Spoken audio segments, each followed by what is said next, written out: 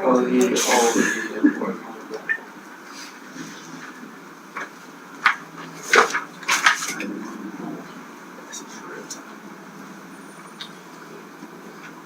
this summer I worked at a hotel, and the interesting thing about hospitality, I don't know if any of you worked at a maybe a restaurant or something where you get to interact on a personal level with a lot of people.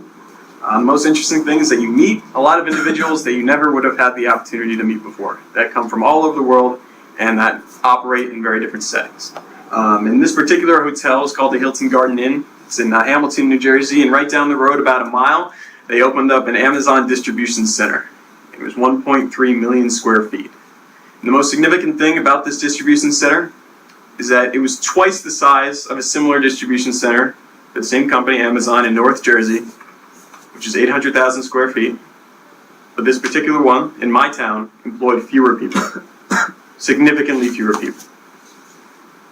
How does that make sense? A report by The Economist on January 18th, 2014 forecasted that in the next 2 decades, 47% of American jobs could be subject to computerization. So over the past 30 years, we've experienced, well, really since the Industrial Revolution, there's been a technologization, I guess, of society, where we see large-scale manufacturing, the existence of these computers, our phones, tablets, laptops. They've all come in the past 30 years, and we get to experience the benefits of them. We don't always see the drawbacks. And the Amazon plant is an example of that. So here we're going to take a look at how, although technology has, in general, made the world a better place to live in for many of us, it comes with unexpected drawbacks for the jobs of low-income Americans. So we're going to take a look at the benefits, the drawbacks, and the implications of technology and its impact on jobs. So in particular, let's take a look back at this Amazon plant. I'll show you a video of exactly why this plant was able to house half the jobs of a place that was larger than it, or small, rather. You'll see it here. To the robots.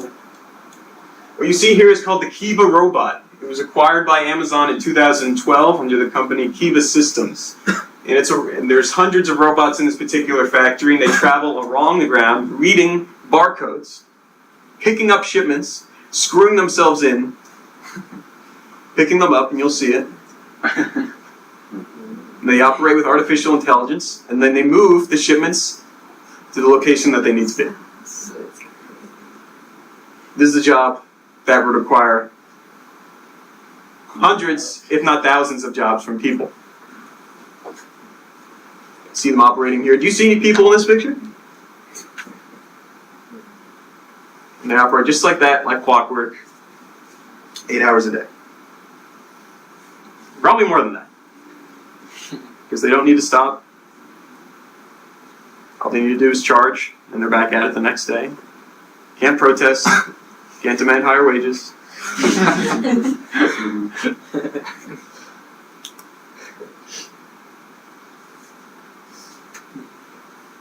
So we can agree that technology improves a lot of things. So we'll take a look at the benefits now.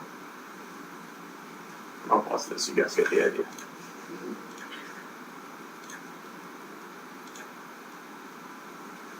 So if you look at technology in, say, medicine, conduct surgeries, you can look at different companies that can use technology to profile the information on cancer patients to forecast better treatment, and you can see how technology affects how we learn. There's computer labs all over the school that undoubtedly help us get a better understanding of the material. It's easy to show examples. A Wall Street Journal article from August 3rd, 2011, now this is another benefit, is that technology creates jobs in a lot of ways, but not the particular jobs that you would see in this plant. Wall Street Journal article from August 3rd, 2011 forecasted that over 1 million computer science jobs would be unfilled by the year 2020. So overall, demand for jobs in the STEM, which is science, technology, engineering, math, are going to be in high demand over the next hundreds of years because they need to operate these systems, design the Kiva systems. And all you really need to do, you can drop out of school today, spend 3 months learning how to code and be making $100,000 next year without a college degree. And that's a fact. So it does create jobs, but not the jobs that a lot of people were looking for.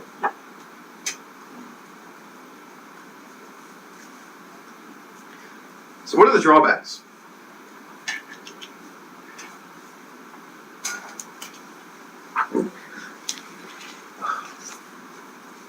Number one, as we mentioned, is the loss of jobs for the middle class. So to reiterate, looking back at the Amazon.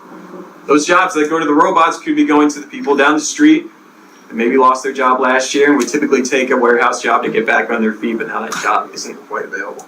In a May 17th CNET article showed, and this is taking place all over the world, that McDonald's is hiring 7,000 electric cashiers to come in Europe. Those are jobs that would typically go to people. And you see the people protesting, demanding $15 an hour for their minimum wage in the food industry here in the United States. These might just be the replacements. So you don't have to pay them wages. You don't need insurance on machines. And that's what people are forecasting for the future of the country. And it's also not just the replacement of jobs, but the crashing of entire industries. So technology specializes in disruption. So if you look at, have you guys heard of Uber and Lyft? So you download an app on your phone and you press a button and in comes an individual driver looking to take you wherever you want to go within 10 minutes. And those are trying to move into cities. Cities aren't too happy because the taxi companies have massive lobbies that aren't too happy that these guys can just come in and steal all of our customers that we usually have. It's because of technological innovation. Now the people who drive those cabs are getting less business and they're losing their jobs. Because of those kids from Stanford with that engineering degree who knew how to code and went and designed this app, and they walk home with $100,000 a year. And then you look at something like Airbnb, which allows for the sharing of people's homes when you're traveling. So if I wanted to go take a trip in South Carolina, I could go on Airbnb and look for someone who's willing to rent out their house to me just so I can pay them. And then hotels aren't too happy about that, are they? So some of them are going to have to close. They're going to have to be firing those front desk agents because people aren't coming in anymore. So there's a lot of implications to this. So if you see John, Michael, and Katie are all looking for jobs, but so is SCH48543, the Kiva system robot. Which one's going to get the job? And then the MIT grad walks home with a nice paycheck, and then John, Michael, and Katie are left confused, and they're angry. And what's it going to lead to? Income inequality. It's going to be further separation of the people who aren't making money and the people who are. The top 1% of earners in the United States were making 9% of the income back in 1970. Now it's 22%. It's growing by the day.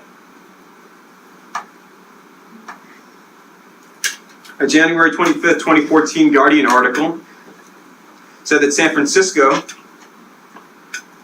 these were protests in San Francisco over these buses, which were bused from San Francisco to Silicon Valley, to the offices of Facebook, Apple, and other tech startups. People on those buses are, again, those MIT, Stanford grads draped in hoodies with holding engineering degrees.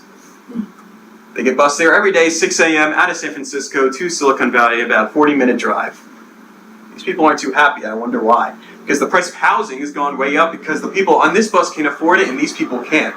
The blue-collar workers working for the county, working for the city, that can't afford housing anymore in their own city. Because these are the ones that can pay for it, and the people who are renting out the homes say, why not? And this is the result. So that January 25th, 2014 Guardian article said that San Francisco housing was unaffordable for anyone without a six-figure salary. So I think what you're going to see is the same things happening in New York City, Chicago. Cities are becoming the place for the young and the wealthy. So this is going to be a tough call for lawmakers. There you go. It's going to be a tough call for lawmakers because income gaps are going to widen, inequality is going to increase. But how do you respond to that? You can't shun innovation and progress. You can't tell the people who are building robots to stop building them. But on the other hand, is it fair to tell people that their skills don't matter anymore because there's a machine that can do it better than they can? that their skills don't have any value anymore. Is that fair? When they had nothing to do with it? So who does all this affect? The poor, the low income, the less fortunate, like most things. Then again, people losing their jobs had no problem living in a technologically advanced society until it started to affect them. We have no problem buying iPhones and buying computers. But think about how that revolution bankrupted the postal service. Nobody was crying over that, were they? Imagine how many people lost their jobs there. Well, because we got to get our thing, which are these. Until it affects us. That's when we realize the gravity of it. So the question about all this is, what do we value more? The development and implementation of new technologies, or protecting the welfare of those living and operating at the bottom of our social pyramid structure? That's the question that we're facing. So how Americans respond to this conundrum will be the ultimate test of our belief in capitalism and opportunity. Thank you.